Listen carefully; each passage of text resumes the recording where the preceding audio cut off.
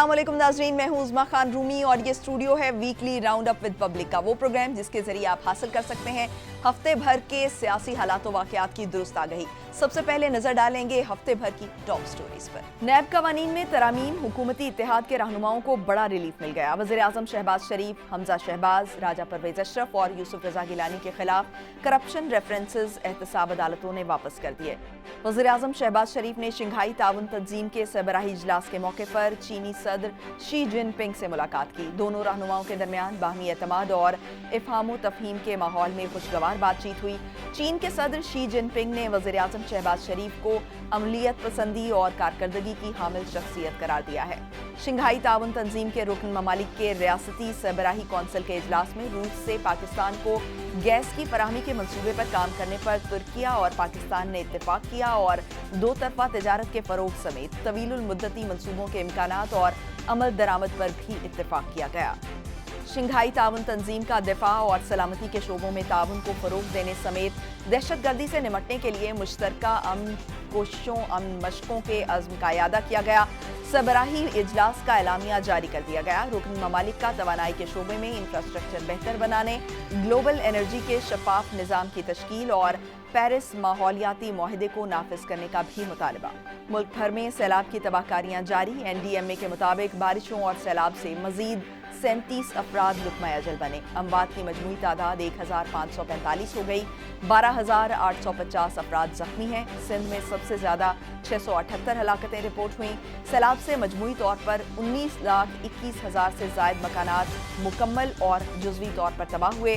सैलाबी रेलों से 12,000 किलोमीटर सड़कें भी मलियामेट हो गईं।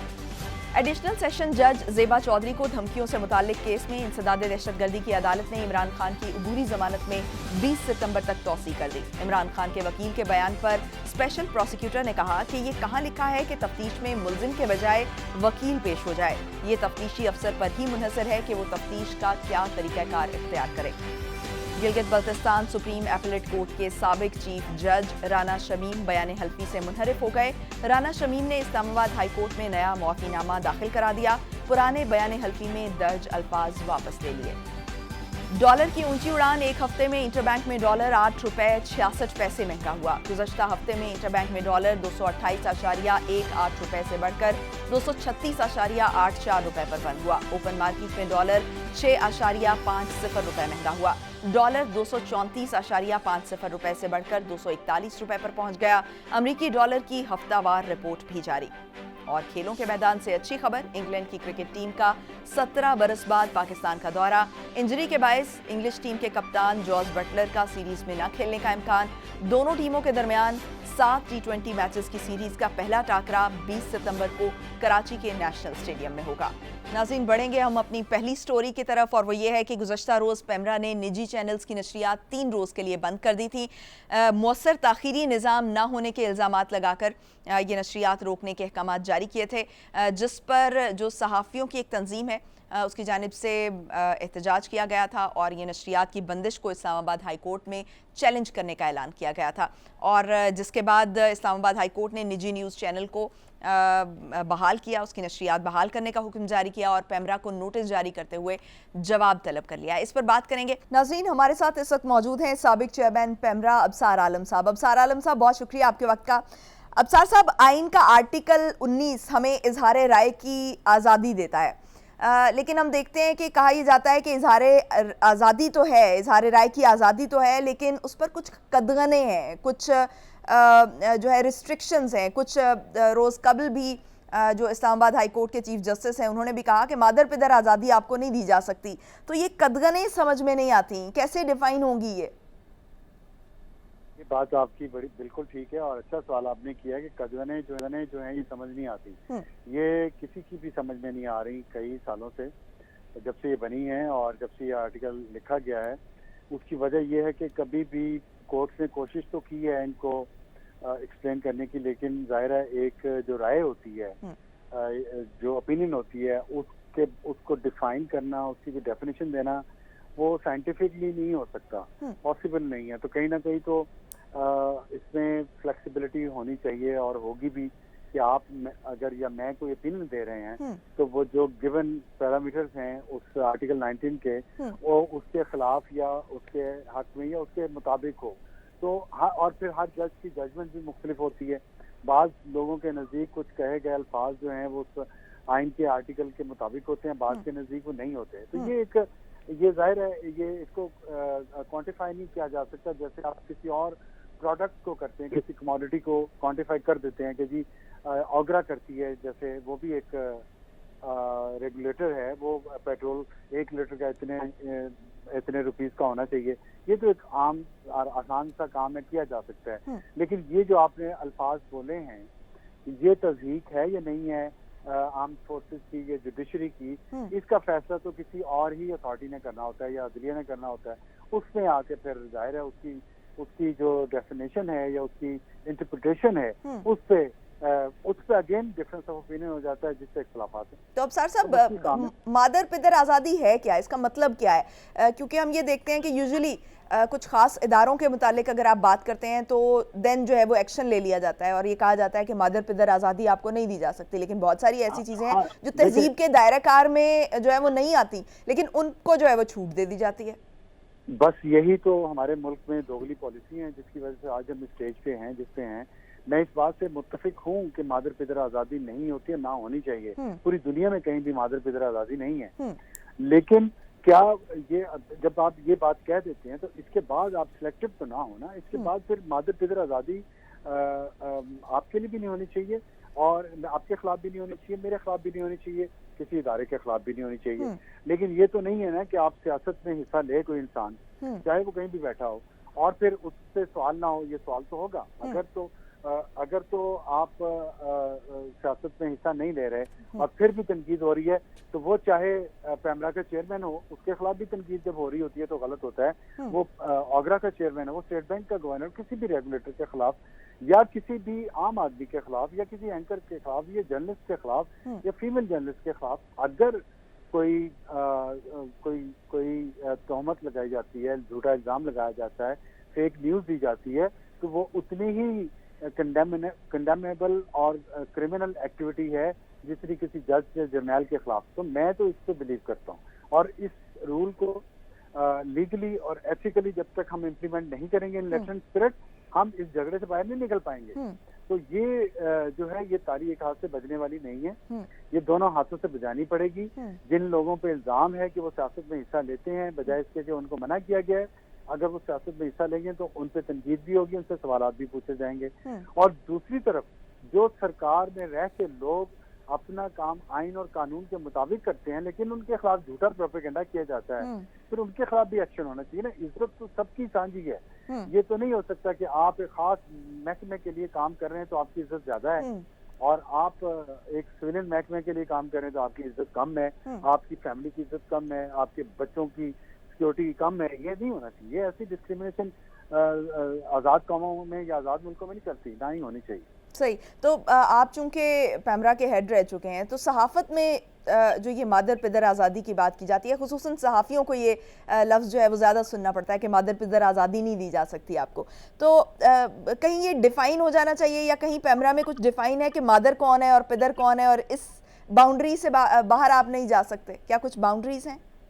सब कुछ डिफाइन है, एक डिटेल माइन्यूट डिटेल के साथ डिफाइन है और पैमरा में भी है, पैमरा के कवानीन में भी है, रूल्स में भी है, कोड ऑफ कंडक्ट में भी है। और मादर कौन है, पिदर कौन है, इसकी इस डेफिनेशन का अंदाजा, इसकी इंटरप्रिटेशन का अंदाजा तमाम टीवी एंकर्स को, तमाम सहाफियों को बहुत अच्छी तरह से है और वो उस मादर और उस पिदर दोनों की तरफ नहीं जाते तनकीद करते हुए। लेकिन झगड़ा वहां पे होता है जब आप वो जो आपने कहा ना कहाँ लिखा हुआ है, वो लिखा हुआ है, उसको पढ़ता कोई नहीं है और उसको पढ़ता है तो उस पे इम्प्लीमेंट उसको कोई नहीं करता क्योंकि उनको पता है ये सिविलियन अदारा है, इसका हेड एक सिविलियन है, ये क्या कर लेगा हमारा यार अगर हम इसको मादर पिदर आज़ादी दिखा भी देंगे तो मैक्सिमम कोई एक्शन ले लेंगे, हम हाई कोर्ट से जाके स्टे ऑर्डर ले आएंगे और फिर चलता रहेगा प्रोग्राम अगले 10 साल। तो ये तो हमारे मुल्क का हाल है। यहाँ पे मैं फिर कहता हूँ ना, फिर अदलिया को ये सोचना चाहिए ना भाई इस बंदे ने मादर पिदर आजादी ली है किसी और के खिलाफ, तो अगर मैं आज इसका हाथ नहीं रोक रहा, कल ये मेरे खिलाफ भी मादर पिदर आजादी इस्तेमाल करेगा। जुडिशरी ये नहीं सोचती उस वक्त जब वो उससे ऑर्डर देते हैं एक उस एंकर को जो जिसका सबको पता होता है कि ये झूठे इल्जाम लगा रहा है, ये फेक न्यूज नशर कर रहा है, और ये अदलिया को भी पता है और हमें भी पता है कि फेक न्यूज कौन सी है, कौन करता है, कौन बदनाम है और कौन से टीवी चैनल जिसमें बदनाम है, लेकिन उनके खिलाफ एक्शन अदलिया ही की वजह से नहीं हो पाता। और फिर जब अदलिया के ऊपर वो लोग बदलते हैं, जब वो स्टेज पे खड़े होकर बताते हैं कि आपके कहने पे हमने अफ्तार आलम पे या रूमी पे चढ़ाई की या किसी और पे चढ़ाई की, और अब आप कह रहे हैं नहीं आप उनके ऊपर चढ़ाई ना करें तो हम आपकी बात नहीं मानेंगे, फिर अदलिया को या किसी और महकमे को मसला होता है, फिर उनके खिलाफ एक्शन शुरू हो जाता है। तो यही बात भाई हम 8 साल पहले कह रहे थे, तो तब आप हमारे खिलाफ ये एक्शन लिए जाते थे, हमारे खिलाफ ये सब कुछ किया जाता था, तो आज फिर वकाफात अमल में ये तो होगा। तो ये जो दोगली पॉलिसी है ये छोड़ेंगे, कानून का निफाज, आइन और कानून का निफाज बिला तफरीको राय सबके खिलाफ होना चाहिए, सबके ऊपर होना चाहिए, तब जाके हम इसकी कोई क्रेडिबिलिटी अदालती निज़ाम की, पैमरा के निज़ाम की बना सकेंगे, वरना मुश्किल है।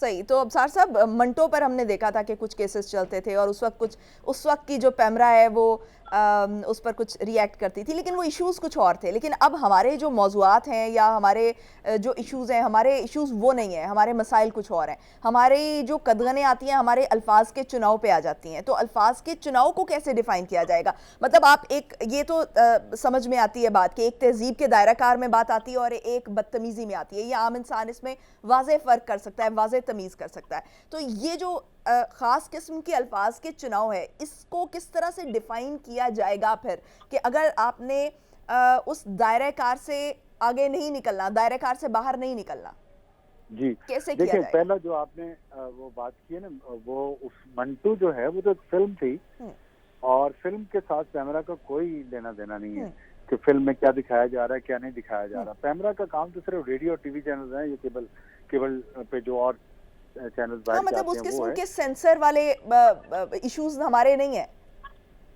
पैमरा का सेंसर के साथ ताल्लुक ही कोई नहीं है। पैमरा तो रिएक्टिव बॉडी है, अगर कोई चीज स्क्रीन से आउट हो जाए और वो कोड ऑफ कंडक्ट के खिलाफ हो तो उसके खिलाफ पैमरा एक्शन ले सकता है। पैमरा पहले जाके आपका ये प्रोग्राम रिकॉर्ड हो रहा है, पैमरा के पास कोई इख्तियार नहीं है कि प्रोग्राम सुने और वो फाइनल करे, ये इख्तियार टीवी चैनल के पास है। और कानून है कि टीवी चैनल के पास एक एडिटोरियल बॉडी होनी चाहिए जो इन प्रोग्राम्स का जो कंटेंट ऑन एयर जा रहा है उसको देखे और वो देखे कि इसमें कोई गाली तो नहीं जा रही, इसमें कोई इंडिसेंट लैंग्वेज तो नहीं इस्तेमाल हो रही, इसमें फेक न्यूज तो नहीं है, किसी पे झूठा इल्जाम तो नहीं लगाया जा रहा, कोई हेट स्पीच तो नहीं हो रही, किसी को तशद्दुद से तो नहीं उकसाया जा रहा।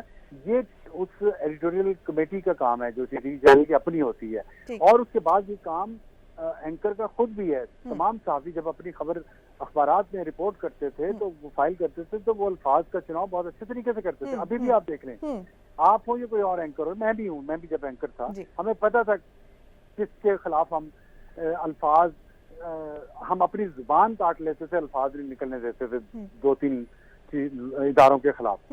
ऐसा दुरुस्त है ना? तो वो जो हम फिल्टर खुद लगाते हैं, वो जो सेल्फ सेंसर हम खुद एक्स्ट्रा ऑर्डिनरी करते हैं जिसकी शायद जरूरत भी नहीं है, सेल्फ सेंसरशिप भी लगा देते हैं की इतनी ज्यादा, वो जो है वो एहतियात हम सिविलियन के मामले में क्यों नहीं करते?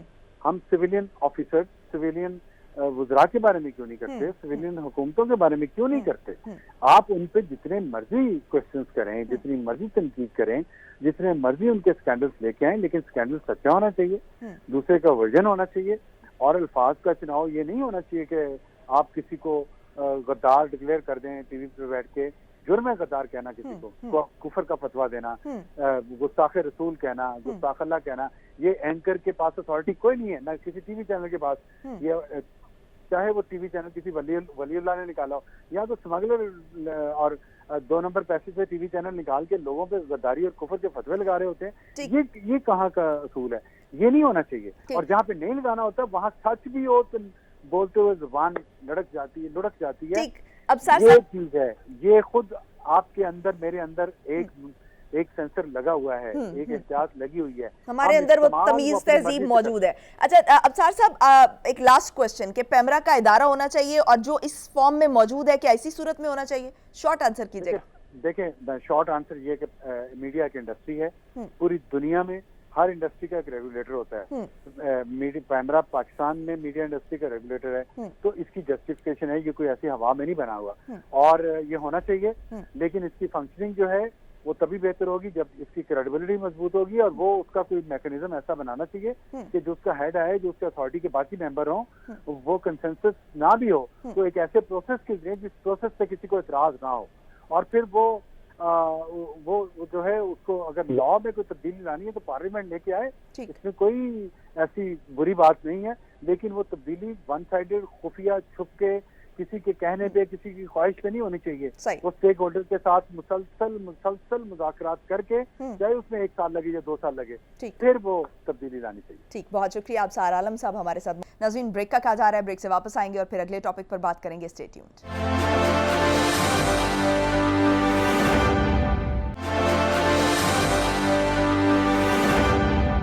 ब्रेक के बाद खुशामदीद नाज़रीन। इंटरबैंक में रुपए की कदर अभी तक संभल नहीं सकी है और 237 रुपए पर जो डॉलर है वो फरोख्त हो रहा है, जबकि ओपन मार्केट में डॉलर जो है वो 241 रुपए पर पहुंच गया है।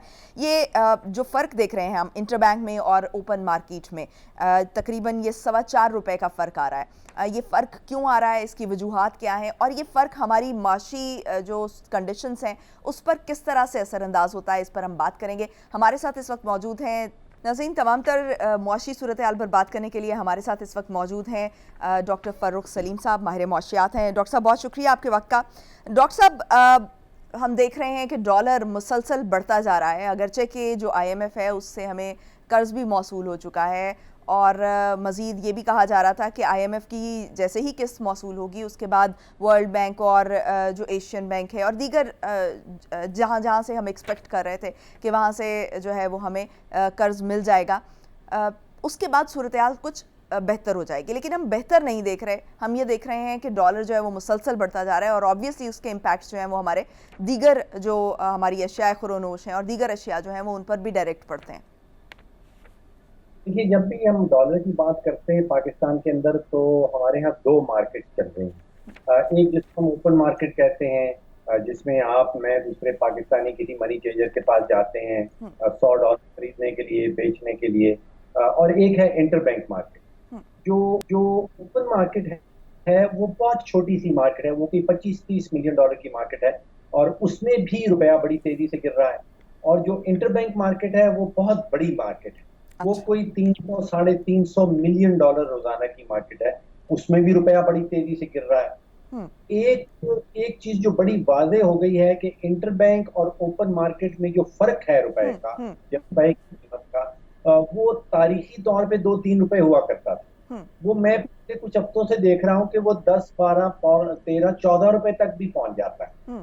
तो वो बड़ी एक वाज़ेह निशानी है कि डॉलर स्मगल हो रहा है, यानी कि ओपन मार्केट में से फिजिकल डॉलर जो हैं वो निकल के तो अफगानिस्तान जा रहे हैं। अब कुछ अरसे से मैं देख रहा हूँ कि ईरान से भी सब्जी आ रही है, प्याज ईरान का पाकिस्तानी मार्केट में बिक रहा है, तो शायद वो ईरान भी जा रहे हो। तो जो इतनी तेजी से रुपया गिर रहा है ओपन मार्केट के अंदर, उसकी एक वजह ये है कि डॉलर स्मगल हो रहे हैं। और दूसरी वजह ये है कि आपने देखा कि UAE की हुकूमत ने एक पाबंदी लगा दी है पाकिस्तानी पैसेंजर्स के ऊपर कि जो भी UAE जा रहे होंगे उनको 5,000 दिरहम या डॉलर इक्विवेलेंट लेके जाना है।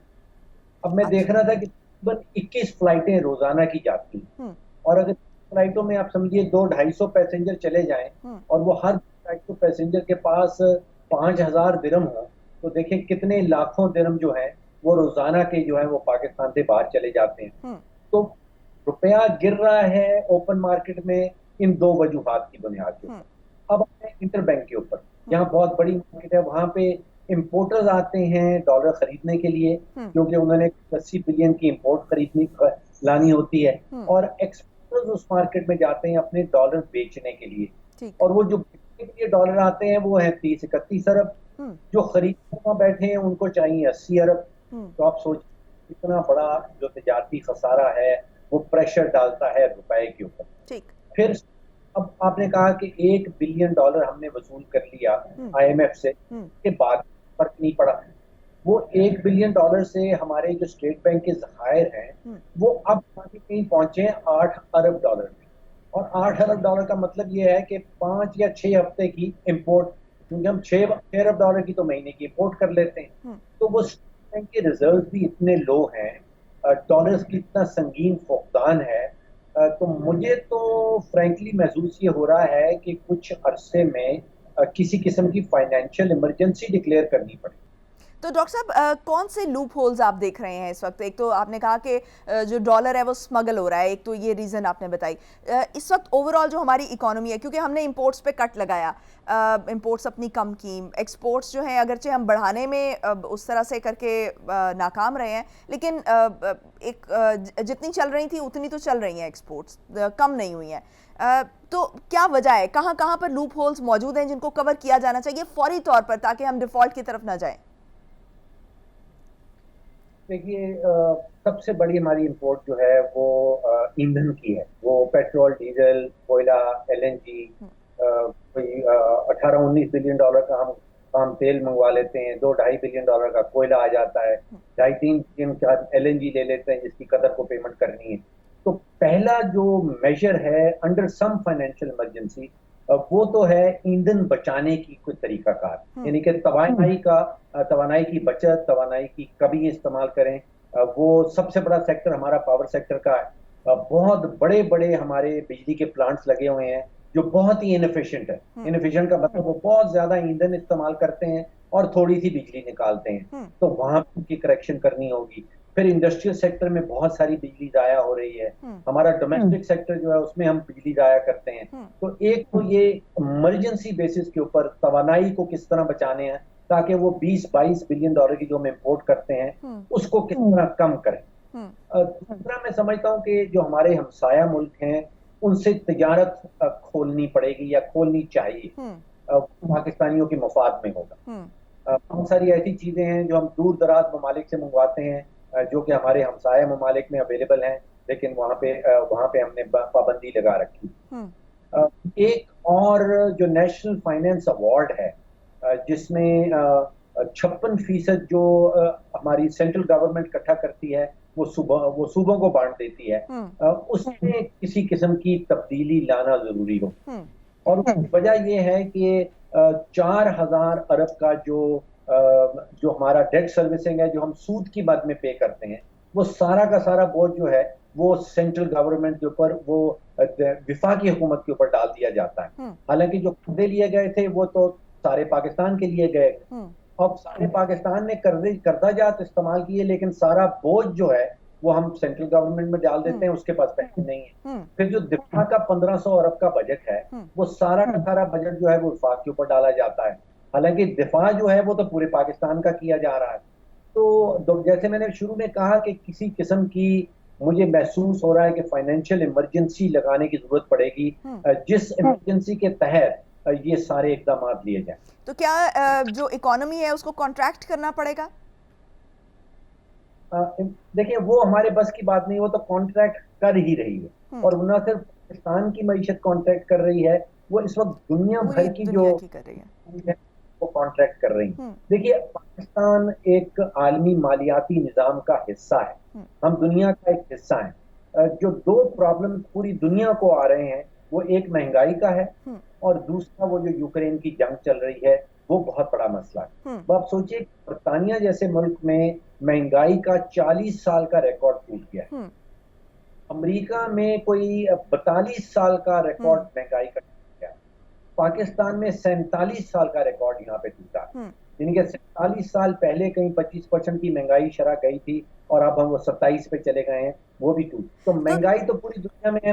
तो डॉक्टर साहब, अगर हम एक्सेस टू कैपिटल कर दें आम आदमी का, तो क्या जो ये अच्छी ऑप्शन होगी ताकि जो इकोनॉमिक साइकिल है वो एक तरह से मूव कर सके?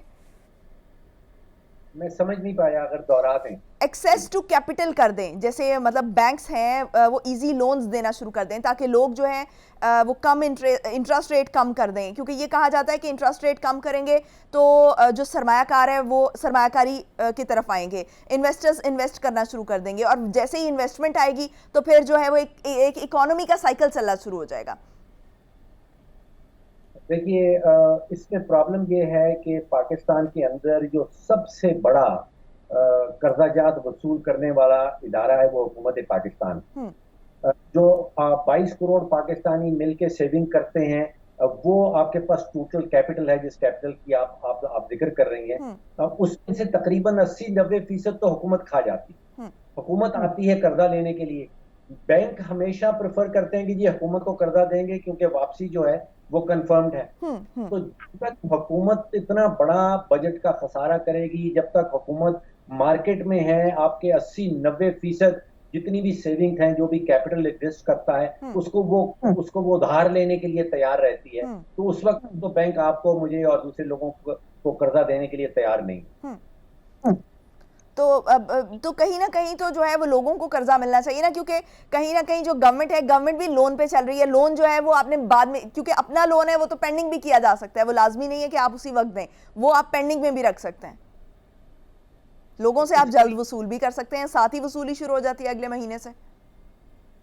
देखिए, हर जून के महीने में हमारा जो वजीर खजाना है वो असेंबली में खड़ा होकर हमें बताता है कि इस साल हमारे अखराजात जो हैं वो 9,000 अरब के होंगे और हमारी आमदन जो है वो 6,000 अरब की होगी। तो वो पहले दिन आपको बता देता है कि जी मैंने 3 से 4,000 अरब जो है वो कर्जा लेना है। तो वो फिर बैंकों से कर्जा लेता है, वो कैपिटल बुक आ जाता है। तो जो तजवीज आप दे रही हैं वो वाजिब तो है, लेकिन वो मुमकिन नहीं है जब तक कि हुकूमत जो है वो अपना बैलेंस बजट ना लेके आए, उसको कर्जा ना लेना पड़े।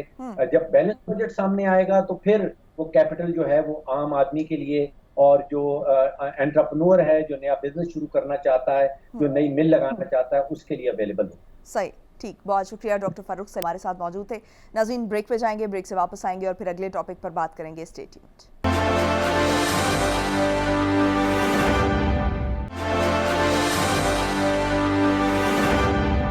ब्रेक के बाद खुशामदीद नाज़रीन। इलेक्शन कमीशन ने कौमी और सूबाई असेंबलियों के मुल्तवी हलकों में पोलिंग का शेड्यूल जो है वो दोबारा जारी कर दिया है और 23 अक्टूबर को कराची में बल्दियाती इलेक्शन को यकीनी बनाए जाने का हुक्म जारी कर दिया गया है। दूसरी तरफ इत्तलात ये हैं कि इलेक्शन कमीशन इमरान खान पर तौहीन इलेक्शन कमीशन का केस करने जा रही है। इत्तलात में कितनी सदाकत है, इस पर बात करेंगे। हमारे साथ इस वक्त मौजूद हैं साबिक secretary election commission Kanwar Dilshad साहब। कंवर साहब, बहुत शुक्रिया आपके वक्त का। कंवर साहब, ताज़ा तरीन बयानात पर इलेक्शन कमीशन ने जो है वो तौहीन इलेक्शन कमीशन का एक नोटिस भिजवाने का फैसला किया है, ये इत्तलात आ रही हैं। क्या इलेक्शन कमीशन की भी तौहीन होती है? इलेक्शन कमीशन पाकिस्तान ने नोटिस जारी किए हैं, वो तो नोटिस जारी करना उनको आईनी कानूनी तौर पर इख्तियार हासिल है कि जब भी इलेक्शन कमीशन पाकिस्तान के बारे में जिस तरह से कोई तस्दीक अपने गुफ्तगू करेगा, उनको तो इलेक्शन कमीशन पाकिस्तान ने आईनी ताक़त दिया और आइन का आर्टिकल 204 वाज़ेह तौर पर कहता है कि इलेक्शन कमीशन पाकिस्तान के पास वही इख्तियार हैं जो हाई कोर्ट और सुप्रीम कोर्ट के जजों के पास हैं।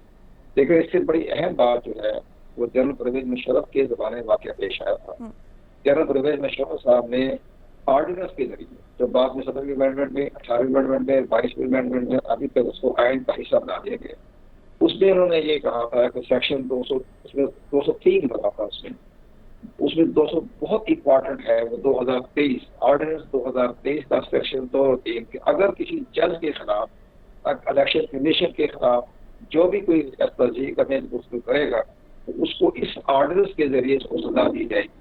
उसकी ऑर्डिनेंस में लिखा हुआ है उसको 3 साल की सजा भी दी जा सकती है, उसको नाइट भी करार दिया जा सकता है, 5 साल की सजा दी जा सकती है। तो यही जो मैं अर्ज कर रहा हूँ, जो ऑर्डिनेंस 2003 जो है उसका सेक्शन 2-3, यही इस्लामाबाद हाई कोर्ट में जो इमरान खान साहब पर जो फर्द जुर्म ऐड की गई है वही ऑर्डिनेंस की सेक्शन लगाया गया है। उसमें लिखा हुआ है क्रिमिनल कंटेम्प्ट, यानी एक क्रिमिनल कंटेम्प्ट बड़ी खतरनाक चीज होती है। बाकी में आम में किसी के खिलाफ अगर कंटेम्प्ट कर दिया तो माफीनामा मिल जाता है, लेकिन क्रिमिनल कंटेम्प्ट बड़ी खतरनाक है, इसमें सजा 3 साल 5 साल और नाइलियत भी है। तो यही इस्लामाबाद हाई कोर्ट ने इख्तियार किया और इसी कानून के तहत फजाल चौधरी, निहाल हाशमी और दानियल अजीज वो नाइल करार दिए गए इसी ऑर्डर के जरिए। तो इलेक्शन कमीशन ऑफ पाकिस्तान ने जो फर्द जुर्म का भी ऐलान किया है, लेकिन जो शो का नोटिस जो जारी किया गया है उसमें यही दफा लगाई गई है तो ये तो बड़ी इंपॉर्टेंट है। बाकी तो गैर इलेक्शन के पास जो फैसला करेगा, तो इसमें एक और बड़ी बात है कि अभी जो प्राइम मिनिस्टर साहब, साबिक प्राइम मिनिस्टर इमरान खान साहब ने जो एक खातून जज, एडिशनल जज, सेशन जज ज़ैबा चौधरी के बारे में जो बात कही है, तो वो भी एक नॉर्मल सी बात कही थी। उन्होंने थोड़ा सा जुमला सख्त कह दिया था, लेकिन जो इलेक्शन कमीशन ऑफ पाकिस्तान के बारे में तो उन्होंने बड़ी ख्वाहिश किस्म की देसी जबान में, अंग्रेजी में नहीं, देसी जबान में गालियां निकाली गई। और वो इलेक्शन कमीशन पाकिस्तान ने वो सब के नोटिस में वो शामिल कर दिया मेथड कॉमन में, जनाब ये आपने हमें गालियां निकाली। तो अब उसकी मुताबिक इलेक्शन कमीशन ने बड़ा सख्त कदम उठाने अपनी रिट पर काम रखी है। अब अगर इलेक्शन कमीशन पाकिस्तान इन तमाम गालियां खाने के बावजूद और जो बुरा भला कहा, उनको बहुत बुरी तरह तस्दीक की, लफ्ज़ होता है जो उन्होंने इस्तेमाल की। अब ये कहना इमरान खान साहब का कि जनाब जो मौजूदा चीफ इलेक्शन कमीशनर हैं, ये जो हुकूमत के या वफाक के नहीं है, ये नवाज पार्टी के चीफ इलेक्शन कमीशनर हैं। आपको मैं ये देखिए बात कहना चाहता हूँ, यही जुमला 10 दिसंबर 96 को नवाज शरीफ साहब ने उस वक्त के चीफ इलेक्शन कमिश्नर सरदार फखर आलम के बारे में कहा था कि सरदार फखर आलम जो है वो पीपल्स पार्टी के चीफ इलेक्शन कमिश्नर हैं। उस पर सरदार फखर आलम को नोटिस जारी किया, शोकाज के बाद नोटिस जारी किया है नवाज शरीफ को। तो आप हैरान होंगी कि मैं उस वक्त था इलेक्शन कमिश्नर बलोचिस्तान में, तो मैं इस्लामाबाद आया हुआ था, तो उन्होंने कहा कि निशा साहब आप जाके नवाज शरीफ के हाथ में ये नोटिस देख लिया।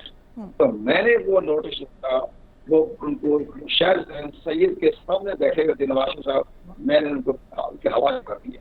पहले तो मुझे ये बताइएगा कि जो इलेक्शन कमीशन है, इलेक्शन कमिश्नर का की जो तकर्री का तरीकाकार है, जो मौजूदा तरीकाकार है, वो आप समझते हैं कि दुरुस्त है? ये तो हमारी 18वीं अमेंडमेंट में जो है ये बाकायदा हो चुका है। इस पर ये कहना दुरुस्त नहीं थी कि जिस तरह हमारे सुप्रीम कोर्ट ऑफ पाकिस्तान की जो जजों की अपॉइंटमेंट है वो भी सवालिया निशान बनी हुई है। वो भी जुडिशल कमीशन जो है, जुडिशल काउंसिल या जुडिशल कमीशन, वो उनका अपॉइंटमेंट करता है। तो ये दुरुस्त तो 18वीं अमेंडमेंट भी आ गई, लेकिन हमारे पॉइंट में देखा जाए तो ये फैसला दुरुस्त नहीं है। अब मेरी जाती राय ये है कि पहले बड़ा आसान तरीका होता था कि प्रेसिडेंट ऑफ पाकिस्तान जो है वो चीफ जस्टिस के मशवरे से चीफ इलेक्शन कमीशन का आर्टिकल 217 के तहत कर देता था। अब अगर किसी वजह से इतलाक पैदा हो जाते थे चीफ इलेक्शन कमीशन, तो प्रेसिडेंट पाकिस्तान अपने फैसले का विड्रॉ कर लेता था, आसान तरीका हो जाता था। लेकिन अब चूंकि 18वीं अमेंडमेंट में चीफ इलेक्शन कमीशनर और इलेक्शन कमीशन को बड़े इख्तियार दे दिए गए और उनकी अपॉइंटमेंट को जो है वो आर्टिकल 209 के साथ मुंसलिक कर दिया। अगर आपने किसी इलेक्शन कमीशन को हटाना भी है तो फिर आइन के आर्टिकल 209 के तहत सुप्रीम जुडिशल काउंसिल के जरिए हटाया जा सकता है, वैसे नहीं हटाया जा सकता। तो ये उनके पास इख्तियार है, अच्छा किया, आजाद तरीके से आजादा तौर पर काम करें थे, फला खूब काम करें, उन्हें दाखिल दिया गया आइन में। इसी तरह इमरान खान साहब को अगर तो इतराज है मौजूदा इलेक्शन कमीशन पर, इतराज हो सकता है, कौमी रहनुमा है, इतराज हो सकता है। हम मुसलसल कंवर साहब, इमरान खान साहब जो है वो मुसलसल एतराज करते आ रहे हैं। हालांकि जो पिछला ज़िमनी इलेक्शन था उसमें 15 सीटें जीतने के बाद भी वो ये कह रहे थे कि उन्हें चीफ इलेक्शन कमिश्नर पर एतराज़ है, और पहली दफ़ा ये देखने में आया था कि जो जीतने वाले हैं वो भी इलेक्शन कमीशन पर एतराज़ कर रहे हैं। तो क्या अब इसके बदले में जब अगर इलेक्शन कमीशन कुछ इस तरह से करके कोई केस करता है, जैसे तौहीन इलेक्शन कमीशन का केस करता है, तो क्या इससे एक इमरान खान ये बयानियां बनाने में कामयाब नहीं हो जाएंगे कि उनको बायस होकर, मतलब इलेक्शन कमीशन जो है वो बायस्ड होकर सियासी इंतकाम का निशाना बना रहा है? जो मर्जी इमरान खान साहब करें, बायस करें, जो मर्जी कह दें, इलेक्शन कमीशन ऑफ पाकिस्तान को तब्दील करना इमरान खान साहब के उनकी ख्वाहिश के मुताबिक तब्दील नहीं किया जाएगा। उसके लिए आईनी तरीका है, या तो मुस्तफी हो जाए, खुद मुस्तफी दे दें, ठीक है, दे सकते हैं। नहीं वो इस्तीफा देते तो फिर आइन के आर्टिकल 209 के तहत सुप्रीम जुडिशल काउंसिल में एक केस दाखिल किया जाए, फिर सुप्रीम जुडिशल काउंसिल जो है वो तब्दील कर सकती है। वो ऐसे इख्तियार उनके पास मौजूद है, बड़ी पावर है उनके पास। लेकिन एक शख्स के कहने पर, लीडर के कहने पर वो तब्दीली नहीं की जा सकती। जैसे कि आपको याद होगा कि जब ये सुप्रीम कोर्ट ऑफ पाकिस्तान ने परवेज लाई के बारे में जब अपनी जजमेंट दी तो सारी अपोजिशन 13 जमातों ने चीफ जस्टिस पाकिस्तान पर तराजात किए कि आप फुल कोड बनाए, उन्होंने उनकी रिजेक्ट कर दी। ये हमारे इख्तियारात हम बनाएंगे ना, आप हमें डिक्टेशन देने वाले कौन होते हैं। बिल्कुल सही फैसला किया चीफ जस्टिस पाकिस्तान। अगर इसी तरह के दबाव के तहत अगर वो बेंच तब्दील करते रहे या फुल कोर्ट बनाते रहे तो सुप्रीम कोर्ट नहीं चल सकती। इसी तरह इलेक्शन कमीशन पाकिस्तान पर दबाव डालते रहे तो उनकी सेहत पर कोई असर नहीं पड़ेगा, वो तो अपना काम करते रहेंगे, इलेक्शन भी करवा देंगे। इलेक्शन तस्लीम करे ना करे आपकी मर्जी पर है, लेकिन सारे मामला तो उनको तब्दील नहीं कर सकते, उनकी आप खुद चुन डाल सकते हैं, इस्तीफा दे सकते हैं या सुप्रीम जुडिशल काउंसिल में। बाकी कोई अथॉरिटी, कोई दबाव, कोई पार्लियामेंट वो इलेक्शन कमीशन पाकिस्तान को तब्दील नहीं कर सकता। सही, यानी आप समझते हैं कि इलेक्शन कमीशन इस वक्त दबाव में फैसले नहीं कर रहा है? नहीं, दबाव ये पहला चीज इलेक्शन कमीशन है जो दबाव कबूल नहीं कर सकते। ये चूंकि पहली दफा तजुर्बा हुआ है कि जनाब इंतजामिया से दे रहे, ये परेड से बलोचिस्तान है, लेकिन गिलगित-बल्तिस्तान के जम्मू कश्मीर के सेक्रेटरी पेट्रोलियम रहे, फेडरल गवर्नमेंट में रहे, मिनिस्ट्री में सेक्रेटरी रहे, तो उनका बहुत बड़ा वसी तजर्बा है। इस्लामाबाद के कमिश्नर रहे, डिप्टी कमिश्नर भी रहे, तो सारा इनका तजुर्बा है, इनका बहुत बड़ा तजुर्बा है। तो इस लिहाज से अपने ताकत के तहत अपने आइन कानून मुताबिक चल रहे हैं। हर फैसला मेरिट की होगा, हर चीज देखना चाहते हैं। अब भी वो ये कहते हैं कि हमने हर फैसला आइन और कानून की रोशनी में करना है। अब हमें अब इन्होंने बुरा भला अभी चंद रोज पहले थे उनको की खिलाफ बातें की, उन्होंने कहा ठीक है हम अपने एक नया नोटिस जारी कर रहे हैं, उससे फायदा क्या होगा कश्मीर को, नुकसान होगा इमरान खान को। जब फैसला अगर इमरान खान के खिलाफ आ गया, हो सकता है खिलाफ भी आ जाए, हो सकता है ना भी आए, तो फिर जब सुप्रीम कोर्ट को जाएंगे तो जब इलेक्शन कमीशन पर जवाब दाखिल करता है वो सारी चीजें उनके सामने पेश ऑनरेबल जज साहब, चीफ जस्टिस साहब जब बेंच होगा कि इन्होंने हमारी शान में ये कसीदा पढ़ा था तो हमने ये फैसला कर दिया, अगर ये कसीदा आपकी शान में पढ़ते तो आप क्या करते। तो ये सारी चीजें उनके खिलाफ जाएगी। इसी तरह इस्लामाबाद हाई कोर्ट ने देख लिया, एक स्पेशल जज, एक एडिशनल सेशन जज के लिए पूरी हाई कोर्ट इस्लामाबाद की पीछे खड़ी होगी, पुश पे खड़ी होगी, क्योंकि अदलिया का मामला हो गया। उन्होंने कहा अगर हमने यह फैसला भी इख्तियार की तो सारा अदलिया के सिस्टम मफलूज हो जाएगा, ये तब जाती मफलूज हो जाएगा। तो नहीं बोझ का लफ्ज इस्तेमाल नहीं किया। इसी तरह इलेक्शन कमीशन के बारे में अगर फैसला सामने आते हैं और एक्शन ले लेते हैं और उस पर बाद में अगर कोई अदालत कागज करार दे देती है तो ठीक है, तब दे सकती कागज, लेकिन इलेक्शन कमीशन पाकिस्तान का सारा सिस्टम जमीन वही हो जाएगा और तमाम इनके आइंदा इंतखाबात करवाएंगे, इंतखाबात देख रहा सकेंगे। ठीक, बहुत शुक्रिया। प्रकार रखने की कदम। ठीक ठीक, बहुत शुक्रिया कमर दिलशाद साहब हमारे साथ मौजूद। मुझे दीजिए इजाजत, पाकिस्तान की हमेशा पाइंदगी की दुआ के साथ। अल्लाह हाफिज़।